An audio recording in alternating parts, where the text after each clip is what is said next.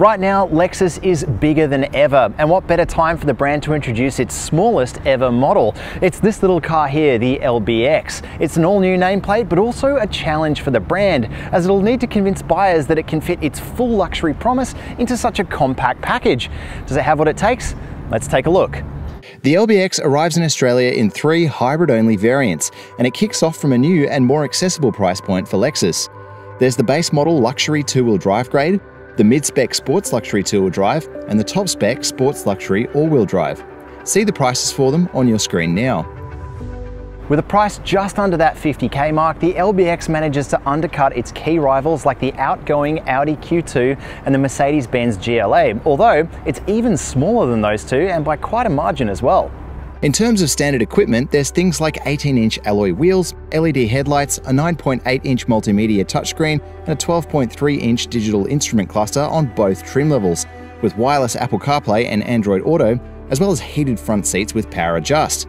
See the full review at carsguide.com.au for the full list of gear, but the Sport Luxury sets itself apart from the base car with the addition of items like synthetic suede trim in the interior rather than just synthetic leather, a 13-speaker Mark Levinson audio system with active noise cancellation, and a head-up display. Okay, so you know the Toyota Yaris Cross? Here's a picture of it. Would you believe that the LBX actually shares its underpinnings with that little car? And yet, Lexus has managed to design a car which looks completely different. It really sells the promise of the brand with its tough wheels and wide stance and cool curvy styling. There are no option packs, which is refreshingly simple in this luxury space, but there are a handful of things missing, like larger wheels, a sunroof, or ventilated seats, which we usually see in this segment. It's certainly curvier, wider, and sportier looking than its Toyota relation, and this extends to the inside too. From the inside, this truly does feel like a Lexus product and lines up really nicely with the rest of the range. So if you're expecting a Yaris Cross just dressed up a little bit, that's not what you're going to get here. It is truly comfortable, it's plush, it does feel a little closed in, a little claustrophobic, but other than that, it's a really lovely space to sit in for quite long periods of time too. Like all Lexuses, you get a new set of software on this center screen. It's okay, I wish it had more functions. It works nicely for Apple CarPlay though, and you do get a fully digital dash in there, which is lovely to use, but it can be a little complicated with these sort of context-based buttons on the steering wheel. So again, like a little bit better. I expect a little bit more from the software. Seats are lovely, the space in here is lovely. There's a cool kind of EV style pass-through for this cabin. There's a single cup holder here and kind of a nifty trick where you can slide this center console armrest back to reveal another cup holder, but there's also a center console armrest box thing in there too, so that's cool. And dressing it up here a little bit is this nice kind of detailing and a electronic shifter instead of the sort of manual one that's in the Yaris Cross. So yeah, really nice little space. Let's go look in the back seat.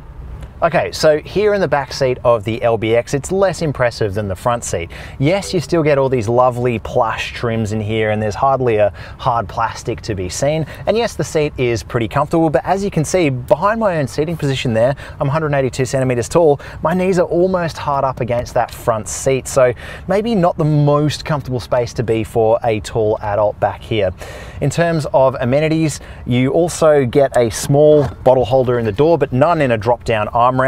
There's no adjustable air vents for the back seat either, and you do get 2 USB-C ports in the back here too. Now let's take a look at the boot real quick, because it's an interesting story. In the 2-wheel drive, you get a really impressive 402 litres, but here in the all-wheel drive version, you only get 315, which is a massive cut, and that's to facilitate that motor and battery under the floor here.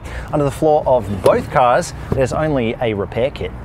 You get a very modern sounding drivetrain no matter which LBX grade you pick. Under here is a 3-cylinder engine with a nice and easy and completely plugless hybrid drive system.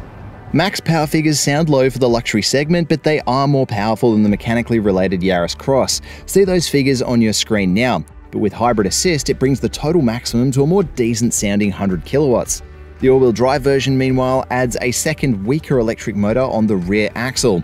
Interestingly, there's no mechanical connection between the engine and those rear wheels. While it's hardly a high-performance turbo drivetrain like you might see in rivals, the point of all this hybrid clockwork is an ultra-low fuel consumption number, whilst not needing to plug in to extract the full benefits.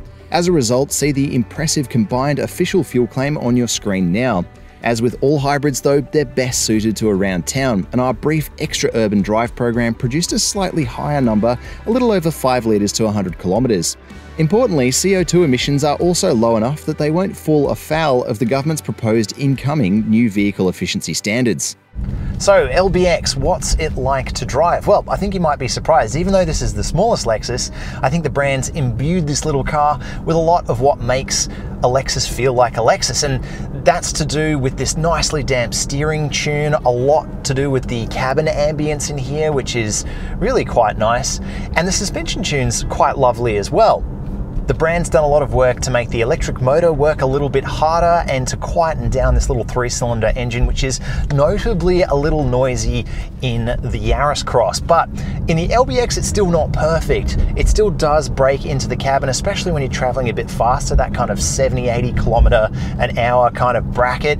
And it does kind of eat into the lovely cabin ambience in here just a little bit. And it's interesting too because it does make the LBX a much nicer drive at lower speeds, a much nicer drive around town, where it's sort of intended that this car will spend a lot of its time. Interestingly though, I think that's contrasted by the way this car behaves when you get it on a few corners. It's light, it's springy, the steering is beautifully tuned, it lets you turn this car into corners with such poise and accuracy. And these are some characteristics that you can't associate with every Lexus. For example, I think the UX doesn't quite have this car's fun and easygoing attitude. It's a little bit softer and more plush, whereas this car's fun and exciting. Definitely, I think Akio Toyota has left his fingerprint on this car because apparently it's his personal daily drive, and he says it fits him like a sneaker, whatever that means. But I do think it means that he's really had his say on how fun this car should be, and I'm glad that that shines through. It also feels wider and more controlled and more sturdy on the ground than its Yaris Cross relation, so there's been some mega engineering that's gone into making this car feel significantly different, and that's also really pleasing to see.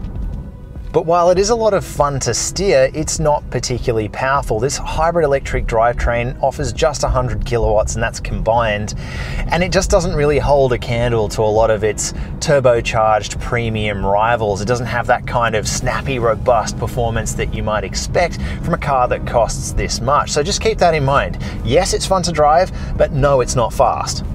Now, in terms of the difference between the two grades on offer, you've got the two-wheel drive entry powertrain, and you've got the all-wheel drive, which is only available on the top spec sports luxury version. And I've got to say, I didn't expect this, but I preferred the two-wheel drive. Actually, I preferred the two-wheel drive quite a lot. It was lighter, it was springier, it was more engaging to drive. The all-wheel drive adds a significant amount of perceived weight to the vehicle. It also didn't improve the ride a whole lot, even though the rear suspension is different. It was still quite firm over the rear, so that was a little bit unexpected to find, and I didn't all round enjoy driving it as much. I felt like it was more planted on the road, and I felt that importantly it did make better utilization of that electric portion of the driving experience for this hybrid drivetrain, but it wasn't quite as exciting, and I thought that was interesting. So the one to pick really is the two-wheel drive base luxury. I think one of the better parts about the safety kit in this car is they haven't been too invasive while I've been driving it. Clearly some tuning's gone on, and that's nice to see too. Now, importantly, in my time with the car today, the active safety systems haven't been too annoying, so that's nice to see. The LBX also gets an impressive array of 8 airbags consisting of the usual dual front, side and curtain, as well as a driver's knee and center airbag. Although at the time we shot this review, the LBX was yet to be rated by ANCAP. Okay, so the basics of the ownership: 5 years of warranty, 5 years of roadside assist, and a 5-year cap price service program. Part of the Lexus ownership experience is the brand's Encore program, which even the LBX gets a complimentary 3 years of subscription to. This program includes a loan car when it comes to service time, as well as invitations to events, drive experiences, track days, golf events, the list goes on. For the full details, make sure to check out our full review at carsguide.com.au. Now, you might note that 5 years of cap price servicing isn't quite as cheap as it is for this car's Toyota relation, but it's still pretty good for a premium car. The LBX is a plush and competitively priced little SUV, but it's also got a bit of a strange split personality because it's really quite fun to drive, but it's got a slow and efficiency-focused drivetrain, which certainly sets it apart in this space and makes it quite unique. Our pick of the range is the base two-wheel drive because it's the most fun to drive and probably the most efficient too. So if you really want to lean into what this car offers, that's the one you have to buy. Make sure to read our full review over at carsguide.com.au for all the details on the LBX range.